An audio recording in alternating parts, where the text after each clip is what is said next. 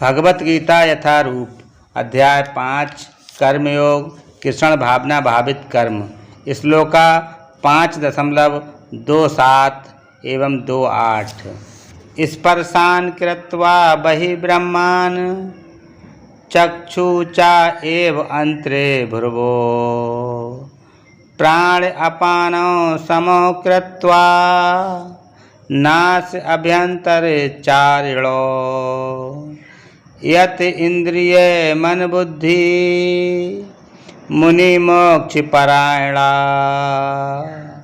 विगत इच्छा भय क्रोधा यो सदा मुक्त एव सा।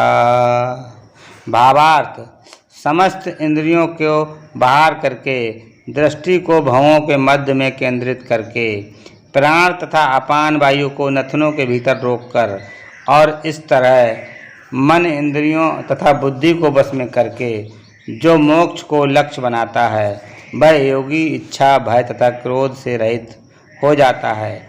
जो निरंतर इस अवस्था में रहता है वह अवश्य ही मुक्त है। तात्पर्य, कृष्ण भावना अमृत में रत होने पर मनुष्य तुरंत ही अपने आध्यात्मिक स्वरूप को जान लेता है, जिसके पश्चात भक्ति के द्वारा वह परमेश्वर को समझता है। जब मनुष्य भक्ति करता है तो वह दिव्य स्थिति को प्राप्त होता है और अपने कर्म क्षेत्र में भगवान की उपस्थिति का अनुभव करने योग्य हो जाता है। ये विशेष स्थिति मुक्ति कहलाती है।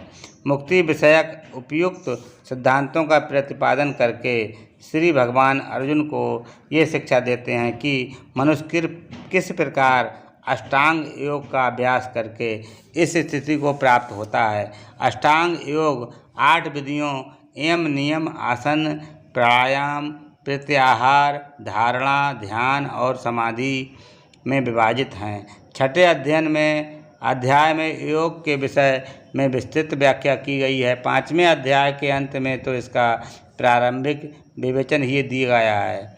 योग में प्रत्याहार विधि से शब्द, स्पर्श, रूप, स्वाद तथा गंध का निराकरण करना होता है और तब दृष्टि को दोनों भवों के बीच लाकर अध खुली पलकों से उसे नासाग्र पर केंद्रित करना पड़ता है। आँखों को पूरी तरह बंद करने से कोई लाभ नहीं होता, क्योंकि तब सो जाने की संभावना रहती है।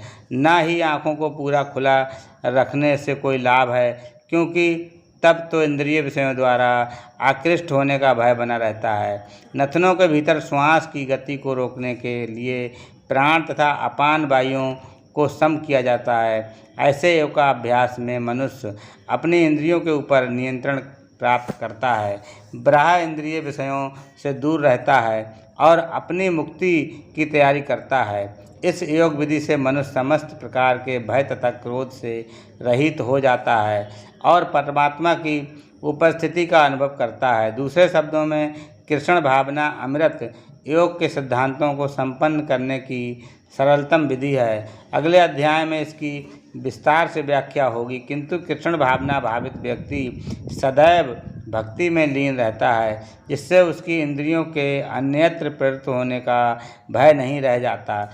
अष्टांग योग की अपेक्षा इंद्रियों को बस में करने की ये अधिक उत्तम विधि है। हरे कृष्णा।